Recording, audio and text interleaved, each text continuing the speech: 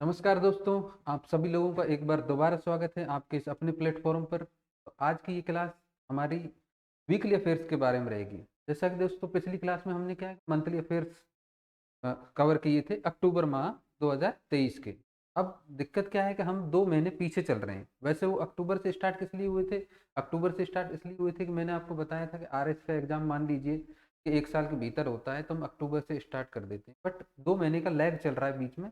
तो मेरा ये प्रयास रहेगा कि आपका क्या है कि मंथ जो करंट अफेयर है जनवरी का वो भी रेगुलर चलता रहे। इसके लिए हमने स्ट्रेटजी भी देखी थी कि कौन कौन से स्तर पर हम तैयारी करते हैं। तो हमने क्या क्या देखा था, एक बार मैं वो आपको बता देता हूँ। कि हमने देखा था कि बच्चा एक तो क्या करता है, डेली बेसिस पे करता है, ठीक है। एक वीकली पे करता है, तीसरा मंथली पे करता है, एक मैराथन के रूप। कैसे करता है? मैराथन के रूप। अब जहाँ तक बात की जाए मंथली की, मंथली हम कर ही रहे हैं, ठीक है। मैराथन का भी कोई हमारे सीन है नहीं। डेली का आप लोग अपने स्तर पर कर रहे हैं, जैसा कि मैंने बताया कि 1-2 घंटे आप डेली स्वयं के स्तर पर करते रहें, और मंथली में करवा दूंगा। जहाँ तक बात है वीकली, तो वीकली नहीं हो पाता है, ठीक है। इसके लिए ये प्रयास स्टार्ट किया गया है कि आपका वीकली भी मैं कवर कराता रहूँ। उसके बाद हम क्या है, जैसे कि मान लीजिए महीने में 4 तो मैं वीकली डाल दूंगा, इसके बाद एक आपके लिए मंथली डाल दूंगा। उसके बाद अगर किसी बच्चे को लगे कि सर क्वेश्चन आंसर फॉर्मेट में भी आप डालिए, तो मुझे नीचे कमेंट करके बता दीजिए। मैं आपके लिए क्या क्वेश्चन आंसर फॉर्मेट में भी एक मंथली डाल दूंगा, या वीकली का भी अगर आपको क्वेश्चन आंसर फॉर्मेट का चाहिए तो उसका भी आप नीचे कमेंट सेक्शन में लिख दें, मैं उसके लिए भी प्रयास करूंगा। तो आज की क्लास हम स्टार्ट करते हैं। अक्टूबर माह का हमने कर ही लिया। अब हम देखते हैं कि 1 जनवरी से लेकर 7 जनवरी तक क्या महत्वपूर्ण घटनाएं हुई राष्ट्रीय स्तर पर, अंतर्राष्ट्रीय स्तर पर और राज्य के स्तर पर। केवल महत्वपूर्ण महत्वपूर्ण घटनाओं को हम देखेंगे। क्यों? क्योंकि पेपर में वो स्थान बना पाए, बस इतना हमारा उद्देश्य है। ऐसा नहीं कि हमें सारी ही जो इस वीक में हुई है सारी घटनाएं देख, ठीक है। तो कौन कौन सी महत्वपूर्ण घटनाएं हुई उनको हम देख लेते हैं एक बार। तो पहली आपकी स्लाइड पे आपके सामने है। पहली महत्वपूर्ण घटना है एक्सपो। ये सबने सुना ही होगा कि इसरो ने एक्सपो सेटेलाइट लॉन्च किया। किस दिन किया? 1 जनवरी को किया। तारीख शायद मुश्किल ही कोई पूछेगा, बट आप याद रखिए 1 जनवरी को इसरो ने क्या एक्सपोसेट सेटेलाइट लॉन्च किया। फुल फॉर्म क्या है? Xray polarimeter satellite. अब क्वेश्चन कहाँ से बनेगा? क्वेश्चन यहाँ से बनेगा कि इसका कार्य क्या है। तो हम कार्य देख लेते हैं। इसका कार्य क्या है? इसका कार्य है ब्लैक होल और न्यूट्रॉन जैसे खगोलतार पिंडों का अध्ययन करने के लिए ऑब्जर्वेटरी भेजी गई है। क्या करेगी? ये ब्लैक होल और न्यूट्रॉन जैसे तारों का अध्ययन करेगी। ब्लैक होल क्या होता है? ब्लैक होल के बारे में बता देता हूँ। ब्लैक होल एक ऐसा स्थान होता है जहां पर कोई वस्तु जाने के बाद वापस नहीं आ सकती। इवन प्रकाश भी अगर वहां चले जाता है तो वो वापस नहीं आ पाता। क्यों? क्योंकि उसका गुरुत्वाकर्षण शक्ति इतनी प्रबल होती है कि वहां से किसी चीज को वापस नहीं आने देता, ठीक है। तो इन्हीं खोजों के लिए, इन पर अध्ययन करने के लिए क्या ये सैटेलाइट लॉन्च किया गया है। अब दूसरा क्वेश्चन आपका कहाँ कैसे बन सकता है कि भारत ये कार्य करने वाला कौन सा देश है? तो भारत अमेरिका के बाद ये कार्य करने वाला कौन सा है? दूसरा देश है, ठीक है। कार्य क्या करेगा ये सैटेलाइट? अंतरिक्ष के प्रबल एक्सरे स्रोतों के पोलराइजेशन का अध्ययन करेगा, ठीक है। इसके बाद ये सैटेलाइट स्थापित कहाँ किया गया है? तो ये पृथ्वी की निचली कक्षा में स्थापित किया गया है। जैसा कि आप जानते हैं पृथ्वी की 3 कक्षाएं होती हैं, निचली, मध्यम और ऊंची, ठीक है। लो अर्थ ऑर्बिट, मीडियम और हाई, ठीक है। तो ये कहाँ पर स्थापित किया गया? पृथ्वी की निचली कक्षा में। ऊंचाई कितनी है? लगभग 650 किलोमीटर। इसके साथ 2 पेलोड्स हैं, एक का नाम है क्या है पॉलिक्स और दूसरे का नाम क्या है एक्सपेक्ट, ठीक है। इस मिशन की अवधि कितनी होगी? तो 5 साल की अवधि होगी, ठीक है। ये मोटा मोटा हमने देख लिया कि एक्सपोसेट से रिलेटेड क्या क्वेश्चन बन सकते हैं। इसके बाद 1-2 क्वेश्चन और हो सकते हैं। इससे रिलेटेड कौन से क्वेश्चन बन सकते हैं? तो जैसे कि इस सैटेलाइट को लॉन्च किस व्हीकल से किया गया, तो देखो हमारे पास इसरो के पास 2 व्हीकल हैं सैटेलाइट लॉन्च करने के लिए। एक है पीएसएलवी, कौन सा है? पीएसएलवी, और एक है जीएसएलवी, ठीक है। तो इस सैटेलाइट को लॉन्च किया गया है पीएसएलवी पीएसएलवी C58 व्हीकल द्वारा, ठीक है। तो ये क्वेश्चन बन सकता है, इसको आप देख लेना। पीएसएल भी कर देता हूँ इसको थोड़ा सा। तो पीएसएलवी C58 के द्वारा इसको लॉन्च किया गया है। तो ये जो महत्वपूर्ण सूचना थी एक्सपोसेट के बारे में हमको ये याद करनी है। इसके जो महत्वपूर्ण बिंदु क्वेश्चन में पेपर में बन सकते हैं वो हमने देख लिए। इसके बाद दूसरी महत्वपूर्ण खबर है कि सरकार ने 16वें वित्त आयोग का गठन किया है। ठीक है, अब इस आयोग का गठन किस प्रकार होता है, कौन करता है, कौन से आर्टिकल के तहत होता है, ये हम देख लेते हैं। तो इसके लिए क्या राष्ट्रपति महोदय की मंजूरी लेनी होती है, और कौन से आर्टिकल के तहत गठन किया जाता है, आर्टिकल 280(1) के तहत गठन किया जाता है। ठीक है, किसको अध्यक्ष बनाया गया है 16वें वित्त आयोग का, तो अध्यक्ष बनाया गया है अरविंद पनगड़िया जी को। ये कौन थे, ये नीति आयोग के क्या थे, पूर्व उपाध्यक्ष थे। ठीक, अब तक आपने 15वें वित्त आयोग के बारे में पढ़ा होगा, और उनके अध्यक्ष थे कौन, एन के सिंह जी। 15वें वित्त आयोग के कौन थे, 15वें फाइनेंस कमेटी के अध्यक्ष कौन, एन के सिंह सर। तो अरविंद पनगड़िया जी पर 3 स्टार लगा लीजिए। अब जो भी पेपर होंगे निकट भविष्य में, उनमें अगर 16वें वित्त आयोग के अध्यक्ष का नाम पूछा जाएगा तो आपको याद होना चाहिए। ठीक है, ये क्वेश्चन बहुत ही इंपॉर्टेंट है, बनता रहेगा। इसके बाद हम देख लेते हैं सदस्य और अध्यक्ष जो भी बनते हैं उनकी योग्यताएं क्या हैं, कौन उन्हें नियुक्त करता है, तो सरकार द्वारा नियुक्त किए जाते हैं। और इनके अध्यक्ष और सदस्यों की योग्यता क्या है, तो अध्यक्ष को क्या है, सार्वजनिक मामलों का अनुभव वाले व्यक्ति होने चाहिए। ठीक है, इसके बाद हम सदस्यों को देखें तो 4 सदस्य होते हैं। अभी अध्यक्ष की तो घोषणा कर दी है, 4 सदस्यों की जल्द ही कर दी जाएगी। तो सदस्यों को हम देखें तो पहला सदस्य ऐसा होना चाहिए जो किसी हाई कोर्ट का न्यायाधीश हो या फिर उन न्यायाधीश होने की योग्यता रखता हो। दूसरा सदस्य ऐसा होना चाहिए जो सरकारी वित्त और खातों का ज्ञान रखता हो, वित्त यानी फाइनेंस और खाते यानी अकाउंट्स का। ठीक है, इसके बाद तीसरा व्यक्ति ऐसा होना चाहिए जो प्रशासन और वित्तीय विशेषज्ञता का अनुभव रखता हो। ठीक है, चौथा व्यक्ति कैसा होगा, चौथा व्यक्ति ऐसा होगा जो अर्थशास्त्र का विशेष ज्ञान रखता हो। ठीक है, इसके बाद देख लेते हैं कि फाइनेंस कमीशन काम क्या करता है, तो कार्य देख लेते हैं। ठीक है, कार्य क्या करता है, केंद्र और राज्यों के बीच करों के शुद्ध आय का वितरण में योगदान देता है। अब देखो होता क्या है, मैं आपको एक डायग्राम समझा देता हूँ। तो देख लीजिए, मान लीजिए एक परिवार है, इसमें एक पिता है और उनके 3 बेटे हैं, बेटा ए, बेटा बी, बेटा। अब इनका कोई एक बिजनेस चलता है, तो उन पैसों का बंटवारा किस हिसाब से होगा कि किन इन चारों के बीच में कोई अंतर ना रहे।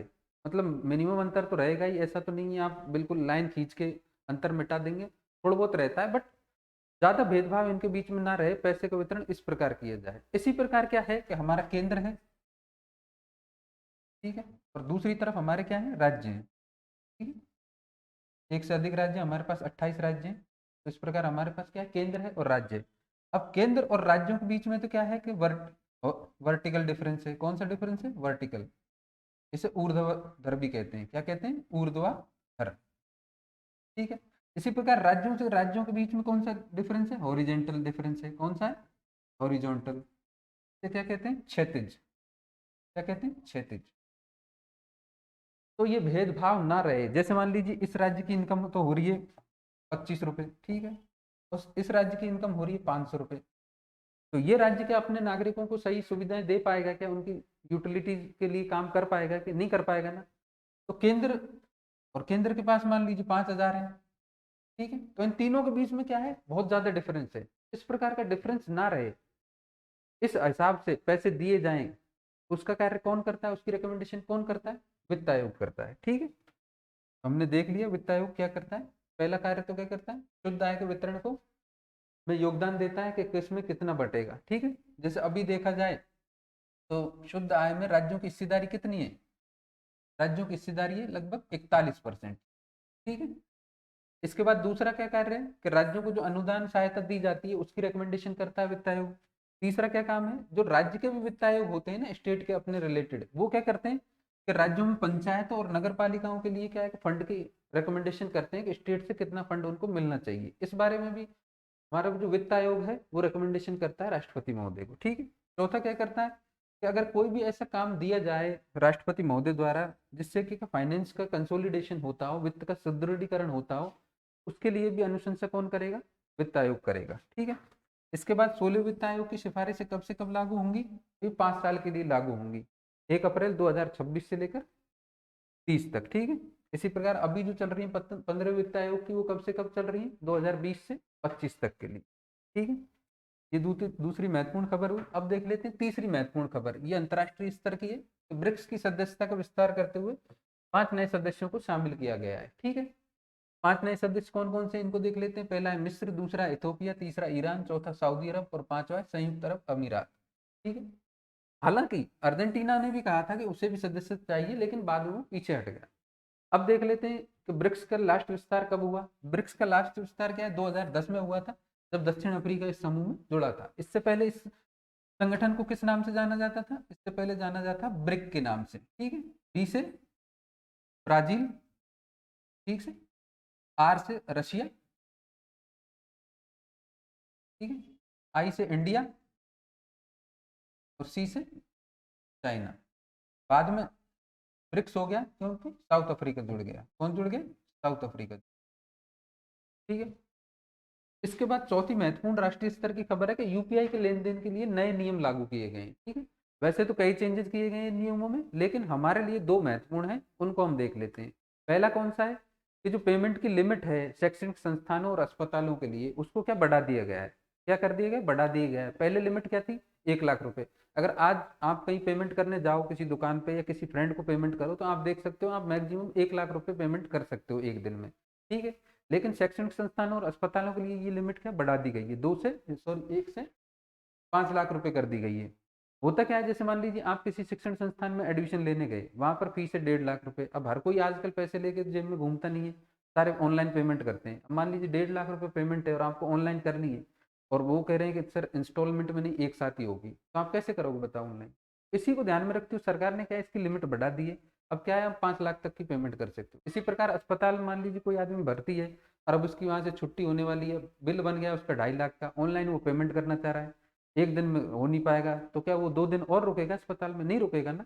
तो इसके लिए क्या अस्पतालों की भी सीमा कितनी कर दी है, 5 लाख रुपए। इसके बाद एक दूसरे महत्वपूर्ण चेंज है कि यूपीआई लाइट वॉलेट का। तो अभी तक क्या है, देखो यूपीआई लाइट वॉलेट में पेमेंट कैसे होता है, इंटरनेट के बगैर होता है। ठीक है, कीपैड फोन से भी किया जा सकता है। तो अभी तक इसकी लिमिट थी 200 रुपये, लेकिन अब इसे बढ़ा के कितना कर दिया गया, 500 रुपये। तो जो भी यूपीआई वॉलेट लाइट वॉलेट का इस्तेमाल करता है उसे पता होना चाहिए कि मैं 200 की जगह 500 का पेमेंट कर सकता हूँ। तो ये तो थी हमारी महत्वपूर्ण महत्वपूर्ण खबरें राष्ट्रीय और अंतर्राष्ट्रीय स्तर की। ठीक है, इसके बाद हम देख लेते हैं कि राज्य के स्तर पर क्या हुआ।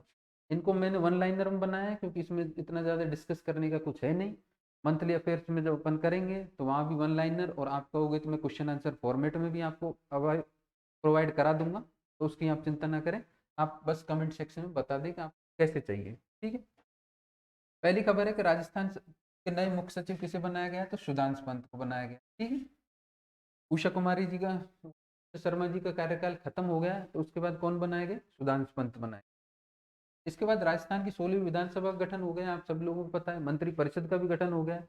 उसमें क्या है, मंत्रियों के रूप में 2 महिलाओं को शामिल किया गया है। तो पहली का नाम तो सबको पता है, उप मुख्यमंत्री दिया कुमारी जी।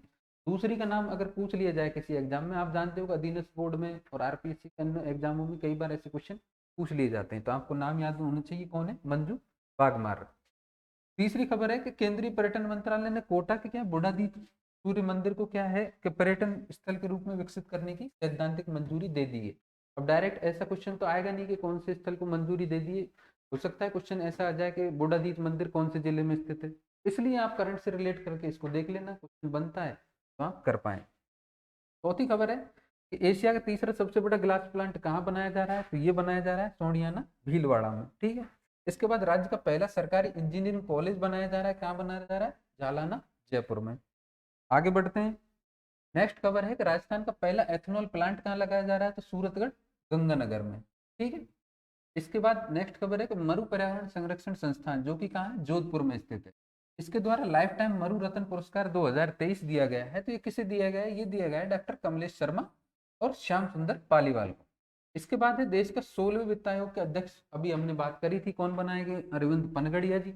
अब महत्वपूर्ण बात यह है कि ये राजस्थान से बिलोंग करते हैं। अगर मान लीजिए हमारे अधीनस्थ बोर्ड या आरपीसी किसी एग्जाम में प्रश्न बनता है कि ये राजस्थान के किस जिले से बिलोंग करते हैं, तो ये हमें पता होना चाहिए कहाँ से बिलोंग करते हैं, भीलवाड़ा से। इसके बाद एमपीयूटी महाराणा प्रताप कृषि विश्वविद्यालय उदयपुर का नाम आप सब लोगों ने सुना होगा, जो उदयपुर के हैं वो तो जानते ही है। इसको क्या है, देश के प्राकृतिक कृषि को बढ़ावा देने के लिए प्राकृतिक खेती पर राष्ट्रीय मिशन हेतु देश के 10 श्रेष्ठ कृषि विद्यालयों में शामिल किया गया है। ठीक है, जैसे बीकानेर कृषि एग्रीकल्चर यूनिवर्सिटी भी है, इसी प्रकार उदयपुर में भी है। तो आपको ध्यान होना चाहिए कौन सी यूनिवर्सिटी को शामिल किया गया है टॉप 10 एग्रीकल्चर यूनिवर्सिटी में। ठीक है। इसके बाद एक महत्वपूर्ण खबर कि राजस्थान में क्या है, इंटरनेशनल सेंटर जालना जयपुर में क्या है कि DG-IG कॉन्फ्रेंस हो रहा है। ठीक है। इसमें क्या है, पूरे देश के जो भी DG हैं और IG हैं वो सब आएंगे, सम्मेलन करेंगे और वार्ता होगी। ठीक है। फिर देश का पहला रीजनल ड्राइविंग सेंटर कहाँ बनाया जा रहा है, तो ये बनाया जा रहा है केकड़ी में। अब केकड़ी कहाँ है, ये केकड़ी का हाल ही में अजमेर से अलग हुआ है। ठीक है। तो ये थी इस जनवरी माह के पहले सप्ताह की कुछ महत्वपूर्ण खबरें जो कि आपके सामने हमने अभी डिस्कस करी है। इसके बाद अगर किसी विद्यार्थी को किसी अन्य फॉर्मेट में इस प्रकार की वीडियो चाहिए कि सर क्वेश्चन आंसर फॉर्मेट में बनाएं, तो वो भी बना देंगे। अब कोई विद्यार्थी कहे कि सर वीडियो काफ़ी छोटी है, कुछ ही खबरों को कवर किया गया है, तो देखो हमने पहले दिन भी यही बात करी थी कि आप खबर केवल वही पढ़ें जो आपके एग्जाम में स्थान बना पा सकती है। ठीक है, पढ़ने को तो आप दूसरी पढ़ लीजिए, लेकिन किसको बार बार में रिवाइज करना है, किसको अपने नोट्स में स्थान देना है, ये डिसीजन आपका है। तो उन्हीं खबरों को स्थान दीजिए अपने नोट्स में जो कि पेपर में जगह बना पाएंगे। क्योंकि हमारा अंतिम उद्देश्य क्या है, हमारा अंतिम उद्देश्य तो हमारा है कि सफल हो, किसी प्रकार चयन लिया जाए अंतिम रूप से। तो उसके लिए क्या, आपको सेलेक्टेड होना पड़ेगा। ये नहीं कि सारी खबरें आप इकट्ठी करे जा रहे हैं और उनका कोई यूज ही नहीं है। ठीक है। तो इसी उद्देश्य को ध्यान में रखते हुए वीडियो बनाई गई है। और शीघ्र ही आपको क्या है कि नवंबर और दिसंबर की भी अपन जल्दी से फिनिश कर लेंगे मंथली अफेयर्स। और उसके बाद क्या है, रेगुलर बेसिस पे हमारा वीकली अफेयर चलता रहेगा। और उसके बाद जब वो महीना ख़त्म होगा उसके लिए हम मंथली अफेयर्स भी बना लेंगे। और इसी प्रकार अगर किसी विद्यार्थी को चाहिए कि सर थोड़ा और चेंजेस किया जाए, किसी प्रकार का भी अगर चेंजेस चाहते हैं तो ज़रूर कमेंट सेक्शन में बताइए, उसको कंसीडर किया जाएगा। ठीक है। तो मिलते हैं एक नई वीडियो के साथ, तभी तक आप सभी लोगों को धन्यवाद।